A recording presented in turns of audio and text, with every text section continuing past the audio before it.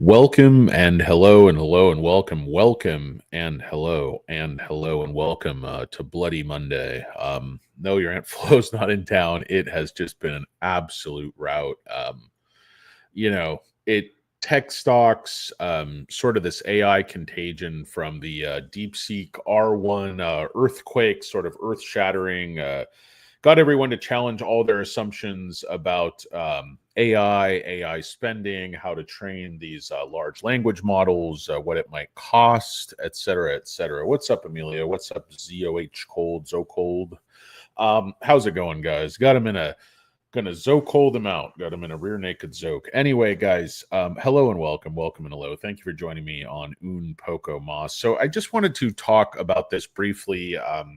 Talk about why I look so carefully at valuation and why I try so hard to find these mismatches where the market has disconnected the fundamentals of a company, at least the way I see it, from the price action, and they're basically being run by mechanics and shorts, and it's a lot about collecting options premium and different things like that. Now, of course, that doesn't apply to a stock like Nvidia, that was the biggest company in the world. I think might have fallen back below Microsoft or somebody. I don't know. I didn't check today, but valuation today. I mean, everyone assumes Palantir is going to lead its sector and sort of blaze the trail for the next 10 or 20 years and grow at 30%. Eventually, they'll grow in to their $171 billion market cap. And everybody assumes,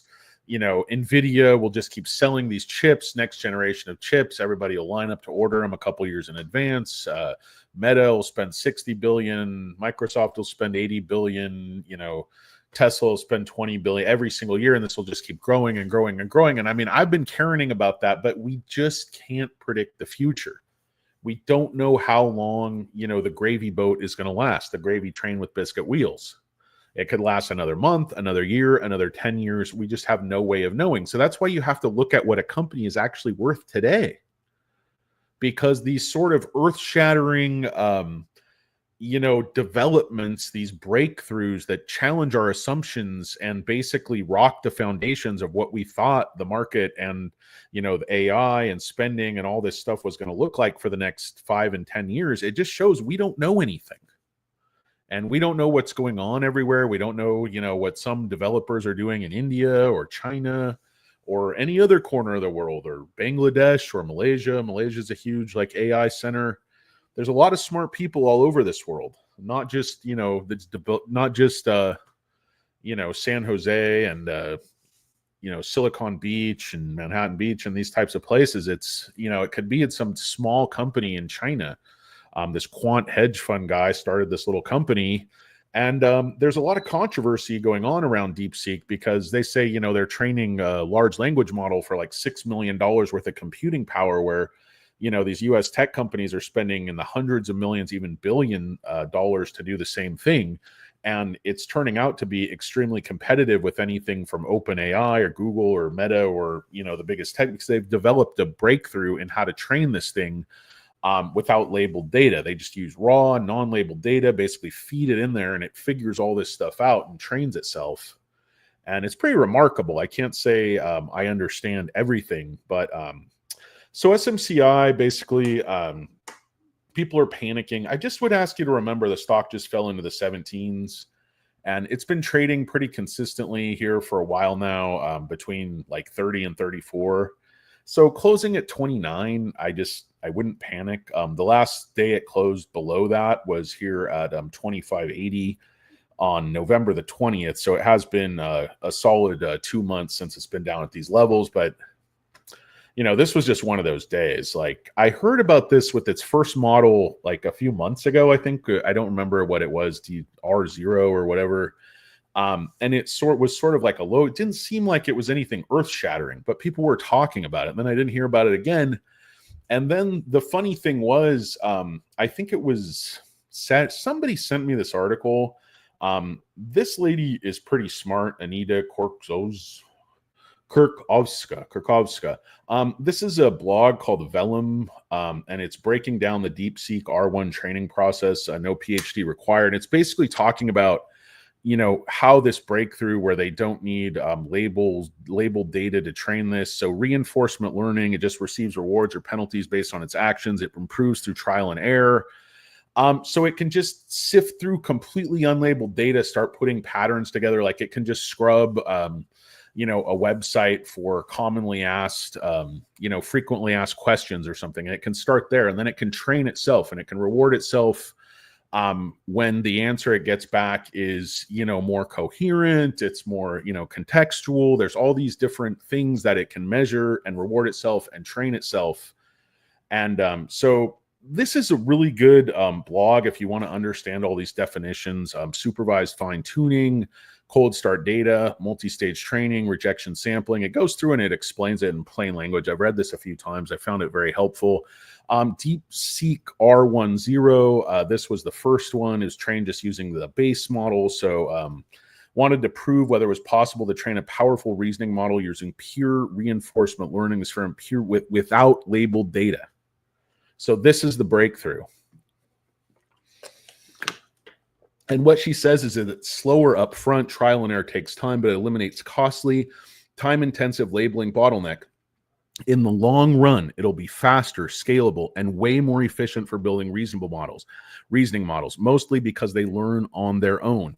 Deepseek did a successful run of a pure RL training matching OpenAI O1S's performance. Calling this a huge accomplishment feels like an understatement. It's the first time anyone's made this work. Then again, maybe OpenAI did it first with O1, but we'll never know, will we? Because it's closed. This is open source, so they make it available. The biggest question on my mind was, how did they make it work? Let's cover what they did. And again, you guys are probably a lot more technical than I am. I encourage you to read through this, but this is why valuation matters. And this is why it's very difficult to say something that is really cutting edge and high tech. This is why I love a company like SoFi, because they're in a proven sector that is just massive. Think about what Tanner says. He's a total addressable market investor. SoFi has a massive total addressable market. And when I look at this, NVIDIA has a huge addressable market, but a huge amount of that could have just gotten taken away, by company like Deepseek, because they said within weeks or at most months, there will be tons of other companies doing what they do because they're making it, publicly available. There's no secrets here. So this quant hedge fund guy who's already a billionaire, he wants to kind of democratize this and sort of give it as a gift. It's like that movie.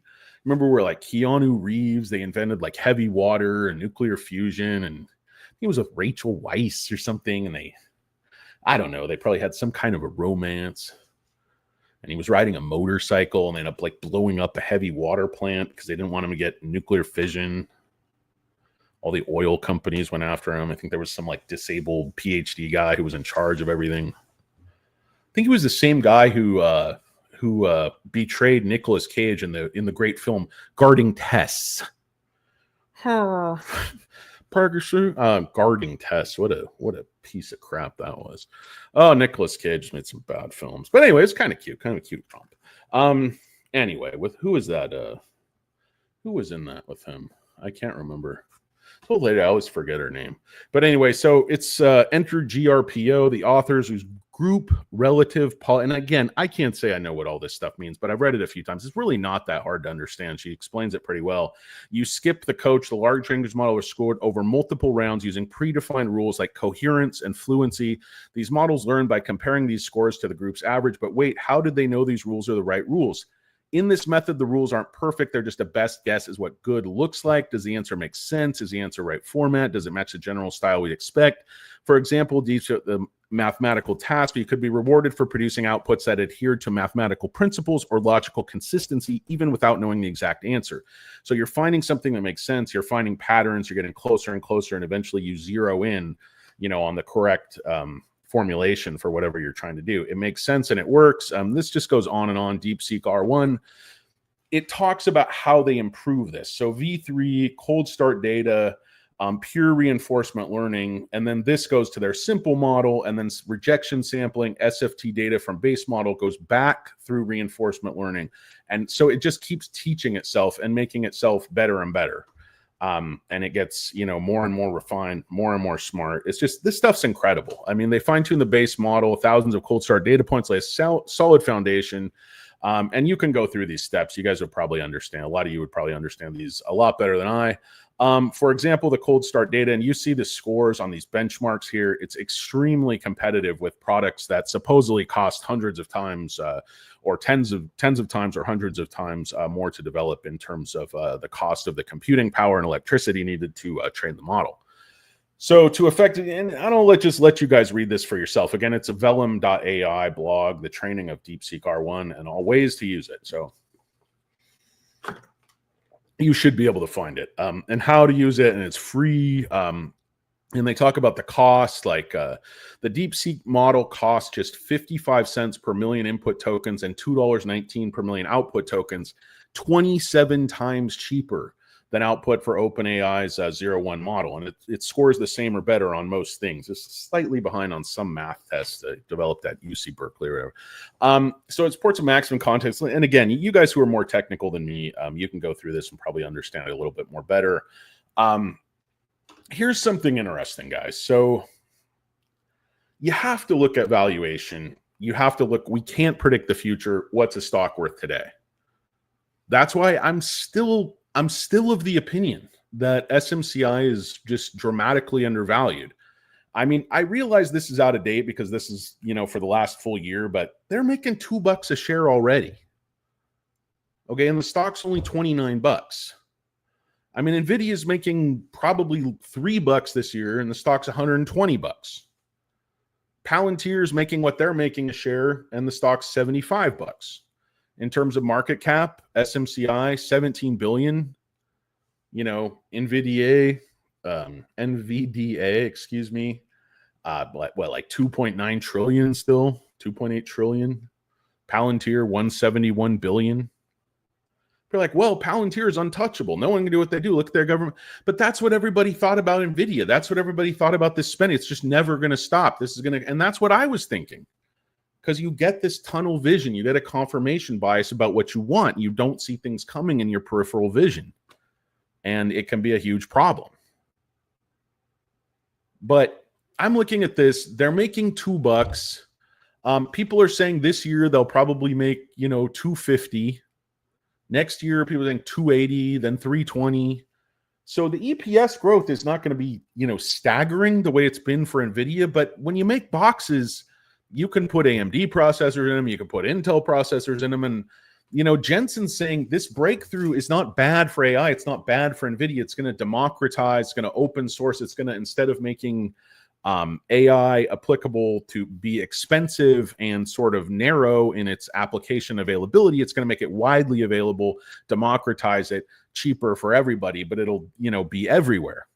I don't think that's really good for private companies, because when something is scarce and it's highly priced and there's high margins, you end up making a lot more money, obviously, per unit, and you can be a smaller company and make big money.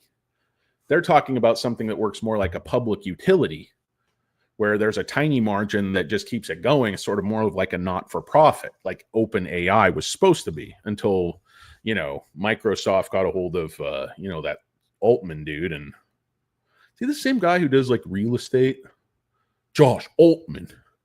Hey, those shows. There was some show I was watching during COVID. It was like LA Realtors, and there's an insane guy on there, Chad. He was like, cake, ball, bat. And he had this like, I don't know, it's serious lunatic. They always insult this bisexual guy, Madison. I don't know. Applied for the job as the oil boy on that show. Was rejected. Roundly rejected. Said I was far too old. Didn't have the abs for it. They were looking for somebody slimmer and more Cuban. Anyway, guys. Yeah, I mean, Gustav, you can panic, but it doesn't help. I mean, they're still going to make money. I think once their books, that's why I'm saying we don't know what NVIDIA is worth, because we can't predict the future. Same with Palantir. SMCI is already worth more than the current valuation. That's my opinion. But everything is in flux right now, guys. Everything's just absolutely getting rocked. In terms of the short interest, they're supposedly returning 1.6 again, exact replica of the borrowing, from Friday. But the earth just got shattered. Why would it be the same? Because the same algo is running the stock. Because this stock does not respond necessarily to fundamentals. It does now on the drop. Like they're like, oh yeah, now couple this thing with NVIDIA. For the last year, when it's gone from 120 down to 18, Jensen didn't know our name. So I don't know, guys. I don't know what you think about, this Deepseek thing. Is it the end of the world? Is it just the end of AI? Is it the end of America? Does this mean, we all have to learn to speak Chinese? And I mean, am I going to get to eat more Chinese food? I do love Chinese food, but I don't think that really has anything to do with AI. That's just like, hey, I mean, Chinese food, there's not a lot of good Chinese food in LA. Like, oh, you have Chinatown, it's amazing. No, there's just not a lot of good Chinese food. That's the one thing I can agree with those East Coast. Like, there's no good Chinese food, there's no good pizza. I hate it out here. I'm going back to Boston first chance I get. Like, how long you been out here? 46 years. Wow. Yeah, you're barely getting settled in. Better get out of here. You can't stand it. Yeah, I got to go play tennis. I'm playing golf late. I got to meet my girlfriend. Like, it sounds like a horrible life. Get out of here immediately. With the trucker hat, what's cooking? Hey, Dinky, you are a salty douche. I'll tell you that. Dinky balls. Dinky. I'm going to call you Dinky. Dinky with a tiny winky. He's here. He likes to poke fun at my weight issues. Oh, it's fun. Nothing like poking the fat kid. Anyway, Dinky, welcome back, Dinky. Dinky Donuts, good to see you. Carl Seamark, the Mattress King of Chicago. Hello, Mike. Adrenaline 681, SMCI. No, it's really not done for. It really isn't. We have to see what these financials say. This is not going to end AI spending overnight. Nobody knows, if you can't monetize this thing and it's just a bunch of people using it almost for free, and then our company's going to go back and go to this open source and just throw away everything they've done and start with this, no label data, start this whole model. I don't know. It's very hard to say. For somebody like me who doesn't know anything and isn't nearly smart enough to understand any of this stuff. You got to go to the brain trust like Dinky Donuts. You need somebody with more time on their hands, I'm like such a cool guy. I got a lot going on. So I don't have time to sit down and just nerd out on large language models. Like a good smorgasbord, good buffet. SMCI to 100. I don't know. Yeah, 100 Turkish lira. James R. Let's see if we can, get back to 40 someday. No, it's like Dr. Pepper and coming back with Mr. Pitt. Sometimes, do you have we have Sanka. Like, can I get egg whites? We have egg beaters. Like, you can't always get what you want, guys, but very often you do not get what you need. So it's kind of a double whammy, double nut shot there. Today's like today why I bought some REITs. So yeah, Carl, that's a great point. Great day to own like utilities, health insurance companies, some really boring stuff. This is a day you want to be boring. You don't want to be exotic. You don't want to be a U-turder. You don't want to be chunky. You don't want to be a fat guy in a trucker hat. You don't want to be a dinky guy with a tiny willy. You don't want to be any of these things. You want to be grounded. You want to be diversified. You want to be conservative. Just keep it on the grind all the time. Let's see. Gustav Graves. Yeah, we're all a little bit panicking. We just try not to show it. U-turders. Tell us why Deepseek became a deep throat.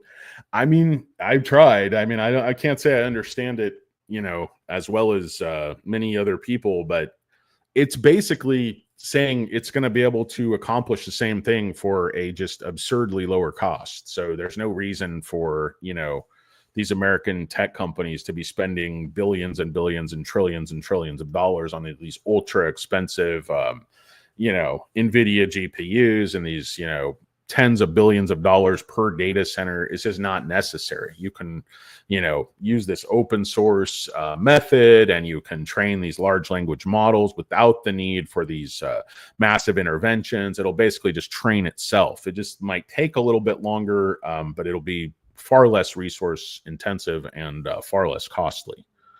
So yeah, Din, I guess that's how they became, that's how Deepseek became Mr. Mr. Tonsil Check, I guess. So Hunter Dozios, do we know when they're releasing earnings? Yeah, 27th of the February, which is the hard limit. Obviously, we're hoping it becomes way before that. So that was the to release the quarterly they missed and the yearly they missed. Now, the other quarter that came after that, people were speculating that they might have filed this week, or that would be sort of the normal course of events. But no, they have not announced anything in terms of that. For something that's very hard to say, there's an awful lot of noise coming for this stream.